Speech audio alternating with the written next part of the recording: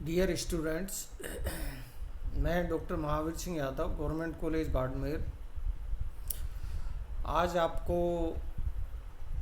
BSc part third physics के paper second nuclear physics के जो टॉपिक रेडियो एक्टिविटी, उस पर अपना व्याख्यान देने वाला हूँ। रेडियो एक्टिविटी क्या होती है, जो नाभिक क्यों विघटित होते हैं, विघटन के क्या नियम हैं, हाफ लाइफ क्या होती है, एवरेज लाइफ क्या होती है, इनके बारे में मैं आज आप लोगों को अपने व्याख्यान में जानकारी देने वाला हूँ। जैसा कि हमने पहले पढ़ा है, पिछले लेक्चर के अंदर हमने देखा है कि जो प्रकृति के अंदर पाए जाने वाले जो न्यूक्लियस होते हैं, कुछ स्थायी प्रकृति के रहते हैं तो कुछ अस्थायी प्रकृति के रहते हैं।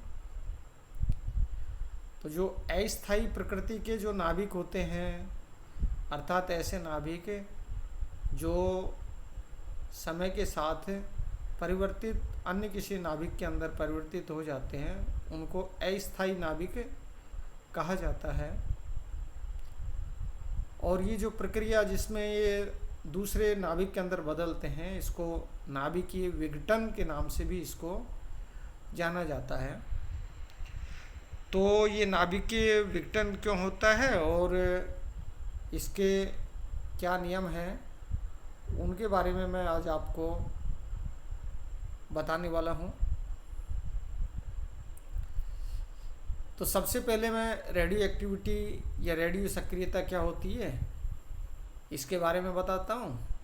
जब कोई अस्थायी नाभिक स्थायित्व प्राप्त करने के लिए मूल अवस्था में परिवर्तन करते हुए कुछ कणों या ऊर्जा का उत्सर्जन कर स्वतः नए नाभिक में रूपांतरित हो जाता है, तो इस प्रक्रिया को रेडियो एक्टिविटी या रेडियो सक्रियता के नाम से जाना जाता है। और ऐसे नाभिकों को रेडियो सक्रिय नाभिक कहा जाता है, रेडियो एक्टिव न्यूक्लियस कहा जाता है ऐसे न्यूक्लियस को। इस प्रक्रिया को नाभिकीय विघटन या स्वतः विघटन भी कहा जाता है। इसको न्यूक्लियर डिसइंटीग्रेशन या स्पॉन्टेनियस डिसइंटीग्रेशन कहा जाता है। इस घटना में एक पेरेंट न्यूक्लियस अर्थात पिता नाभिक alpha, beta minus, beta plus और गामा विकिरण का उत्सर्जन कर डॉटर न्यूक्लियस में बदल जाता है, रूपांतरित हो जाता है। इस खोज का श्रेय फ्रांसीसी भौतिक वैज्ञानिक हेनरी बेकरेल को जाता है। सबसे पहले इस रेडियो एक्टिविटी के बारे में उन्होंने बताया था, तो उन्हीं को इसका श्रेय जाता है। कोई भी अस्थायी नाभिक होता है, वह किस तरह से अन्य नाभिक के अंदर रूपांतरित होता है, तो नाभिक की 6 विधियाँ क्या होती है, जैसा ऊपर बताया है उसके अंदर अल्फा पार्टिकल का विकिरण कर सकता है, बीटा पार्टिकल का विकिरण कर सकता है या गामा रेडिएशन का विकिरण कर सकता है। अर्थात अस्थायी तो इतना है कि वो एक बड़ा पार्टिकल उत्सर्जित कर सकता है, अर्थात एक अल्फा पार्टिकल जिसके अंदर 2 न्यूट्रॉन और 2 प्रोटॉन अर्थात द्रव्यमान संख्या 4 वाला अल्फा पार्टिकल उत्सर्जित कर देता है, जिसका चार्ज पॉजिटिव रहता है और द्रव्यमान संख्या उसकी कितनी रहती है, 4 रहती है। अर्थात वो हीलियम का न्यूक्लियस हुआ करता है। वो पार्टिकल का उत्सर्जन कर सकता है और किसी दूसरे नाभिक में रूपांतरित हो सकता है। दूसरी जो इसकी विद्या है न्यूक्लियर डिसइंटीग्रेशन की, वो बीटा 6 होता है, बीटा डीके होता है। अब बीटा डीके 3 तरह से हो सकता है।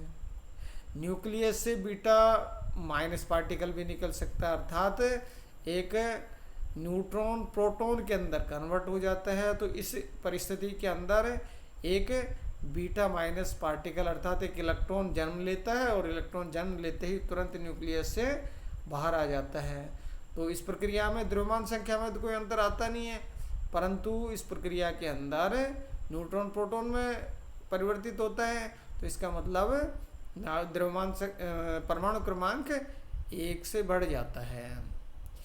या दूसरा प्रोसेस ये है कि बीटा प्लस 6, अर्थात यदि किसी न्यूक्लियस का जो अस्थायित्व वो प्रोटॉन की अधिकता के कारण से है, तो ऐसी स्थिति में प्रोटॉन न्यूट्रॉन में कन्वर्ट होता है, और प्रोटॉन न्यूट्रॉन में कन्वर्ट होता है तो द्रव्यमान संख्या में कोई अंतर नहीं आता है। एक पॉजिट्रॉन जन्म लेता है और पॉजिट्रॉन जन्म लेते ही वो तुरंत न्यूक्लियस से बाहर आ जाता है। इसको बीटा प्लस 6 के नाम से उसको जानते हैं। ऐसी स्थिति के अंदर जो नया नाभिक बनता है उसकी जो द्रव्यमान संख्या परमाणु क्रमांक रहता है वो 1 से कम हो जाता है, द्रव्यमान संख्या वही रहती है। तीसरी जो प्रक्रिया ये है इसी श्रेणी के अंदर कि हम जानते हैं कि न्यूक्लियस के चारों तरफ डिफरेंट ऑर्बिट के अंदर और इलेक्ट्रॉन घूमते रहते हैं। यहाँ जो इलेक्ट्रॉन रहते हैं वो अपनी कक्ष में घूमते हैं, तो कक्ष क्या होती है, इलेक्ट्रॉन के पाए जाने की अधिकतम प्रायिकता होती है, अर्थात इलेक्ट्रॉन की पाई जाने की प्रायिकता नाभिक के पास भी हो सकती है। तो कभी कभी परिस्थिति ऐसी बनती है कि जो अस्थायित्व एक नाभिक का ग्रहण करके, एक इलेक्ट्रॉन को, ऑर्बिटल इलेक्ट्रॉन को ग्रहण करके और रूपांतरित प्रोटॉन को न्यूट्रॉन के अंदर रूपांतरित कर देता है। अर्थात ये भी कैसे है कि बीटा प्लस 6 जैसी एक घटना हो जाती है, जिसे क्या बोलते हैं, इलेक्ट्रॉन प्रग्रहण के नाम से इसको जानते हैं। तीसरी जो विद्या है 6 की, जिसके अंदर कोई भी पार्टिकल अस्थायी नाभिक होता है, वो अस्थायी नाभिक पार्टिकल को उत्सर्जित नहीं कर सकता है, परंतु उनका रीअरेंजमेंट न्यूक्लियस के अंदर हो सकता है, जिसके कारण से और गामा रेडिएशन विकिरण के रूप में वो प्राप्त होता है। ये जो गामा रेडिएशन होता है इसका भी आंतरिक युग्म उत्पादन के रूप में वो हो सकता है, अर्थात जो एनर्जी होती है वो इलेक्ट्रॉन और पॉजिट्रॉन पेयर के रूप में परिवर्तित हो जाती, वो निकल सकती है, उसका आंतरिक रूपांतरण हो जाता है, या वो गामा 6 के रूप में, और जो रेडिएशन है वो निकल जाता है। तो इस तरह से रेडियो सक्रियता जो होती है, रेडियो एक्टिविटी होती है, इसके अंदर अस्थायी नाभिक स्वतः विघटित होता है। तो उस प्रक्रिया के अंदर अल्फा, बीटा और गामा, ये 3 नाभिकीय 6 की विधियाएं उसके अंदर होती हैं। अब इसके बाद में लॉ ऑफ डिसइंटीग्रेशन, विघटन के नियम। विघटन के क्या नियम हैं? तो विघटन के 2 नियम हैं। पहला नियम है किसी रेडियो सक्रिय तत्व के सभी नाभिकों की क्षय होने की प्रायिकता समान होती है, क्योंकि सभी न्यूक्लियस की क्षय होने की प्रोबेबिलिटी समान होती है। दूसरा है कि किसी रेडियो सक्रिय तत्व के स्वतः विघटन की दर उस समय उपस्थित सक्रिय नाभिकों की संख्या के अनुक्रमानुपाती होती है। अर्थात यदि उसको गणितीय रूप में लिखें कि सपोज करो कि टी समय पर n सक्रिय नाभिक उपस्थित हैं, तो विघटन की दर अर्थात dn/dt किसके समानुपाती होगी? वो उस समय उपस्थित नाभिकों की संख्या के समान, अर्थात dn/dt directly proportional to n, जिसको मैं इक्वेशन 1 के द्वारा इसको रिप्रेजेंट कर दिया है, जहां n समय t पर उपस्थित परमाणुओं की संख्या है। या इसी को लिखेंगे तो dn/dt equal to, proportionality sign को हटा देते हैं, माइनस लैम्डा n। ये लैम्डा 6 नियतांक या डिके कांस्टेंट के नाम से जानते हैं। तो यहाँ dn/dt equal to minus lambda n, इसको इक्वेशन नंबर 2 मैंने कह दिया है। और जहाँ माइनस साइन है वो इंडिकेट करता है कि जो न्यूक्लियस है, नाभिक है, उनकी संख्या में कमी हो रही है। अब यहाँ ये जो इक्वेशन है इसको रीअरेंज कर लेते हैं, dn/n माइनस लैम्डा dt। तो यहाँ ऐसी स्थिति के अंदर या इसका समाकलन कर देते हैं, तो समाकलन करते हैं तो dn/n equal to minus lambda integration dt। तो यह इंटीग्रेट करते हैं तो इक्वेशन 4 के रूप में मिल जाती है, log en equal to minus lambda t plus c, फिर सी इज यानी कांस्टेंट है। अब इस कांस्टेंट की वैल्यू निकाल सकते हैं कंडीशन लगा के, अर्थात t इक्वल टू 0 पर सपोज करो कि n इक्वल टू n0 हो, तो c equal to log e n0।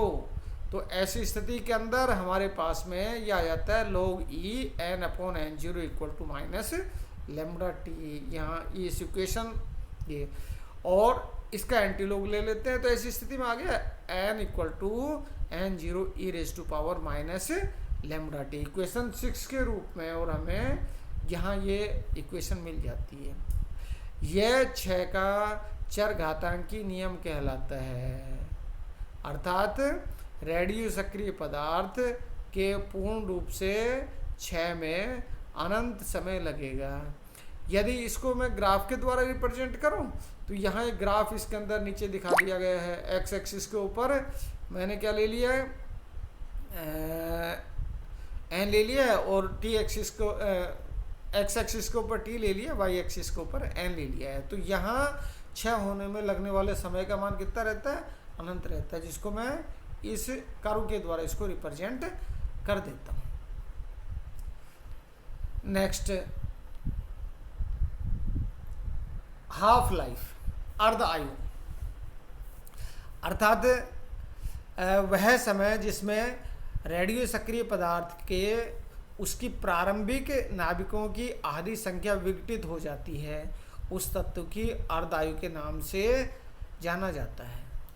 और इस समय को टी हाफ के द्वारा रिप्रेजेंट कर देते हैं। यहाँ जैसे मैंने लिखा है इसके टी हाफ के द्वारा रिप्रेजेंट कर देते हैं। अतः अर्ध आयु काल के बाद नाभिक कितने रह जाते हैं, n equal to n zero by two रह जाते हैं। एन जीरो प्रारंभिक नाभिकों की संख्या को रिप्रेजेंट करता है, इसलिए टी हाफ पर यहाँ जो इक्वेशन 6 का नियम था उसको लिख देते हैं एन जीरो बाई टू, जो n equal to n zero e raise to power minus lambda t था उसको एन जीरो बाई टू, और equal to n zero e raise to power minus lambda t half. इसको जब वो करते हैं तो एन जीरो से एन जीरो कैंसिल हो गया, तो half e raise to power minus lambda t half. और यहाँ जब इसको सोल्व करेंगे तो e raise to power lambda t half equal to 2 और टी हाफ इक्वल टू, तो यहाँ ये इसका आ गया, लोग ले लेते हैं एंटी लोग वो करते हैं इसको, तो यहाँ इसको मिल जाता है t half equal to 0.693 upon lambda. यहाँ ये अर्ध आयु के लिए सूत्र हमें प्राप्त हो जाता है। अतः किसी रेडियो सक्रिय पदार्थ की अर्ध आयु उसके क्षय नियतांक के व्युत्क्रमानुपाती होती, जो न्यूमेरिकल के अंदर भी, और ये इस फॉर्मूले को हम प्रयुक्त करते हैं, इसलिए इसको ध्यान रखना है। नेक्स्ट, एवरेज और मीन लाइफ या माध्य आयु। माध्य आयु क्या होती है, जैसा हम जानते हैं कि प्रोबेबिलिटी आधारित ये होता है, अर्थात कोई एक नाभिक है वो इसी समय तुरंत विघटित हो सकता है, तो वो अनंत समय पे भी जाकर के विघटित हो, अर्थात उसकी जीरो से लेकर अनंत कुछ भी उसकी आयु हो सकती है। तो ऐसी स्थिति के अंदर यहाँ हम उसको जो आयु होती है उसको मीन, एवरेज और मीन लाइफ के रूप में उसको डिफाइन करते हैं। चूँकि किसी भी रेडियो सक्रिय पदार्थ के सभी नाभिकों के विघटन में अनंत समय लगता है, अर्थात किसी विशिष्ट नाभिक की आयु 0 से अनंत तक कुछ भी संभव है। अतः माध्य आयु की गणना सभी नाभिकों के जीवन काल का योग करके नाभिकों की कुल संख्या का भाग देने से प्राप्त होती है, जिसको टो के द्वारा रिप्रेजेंट कर देते हैं।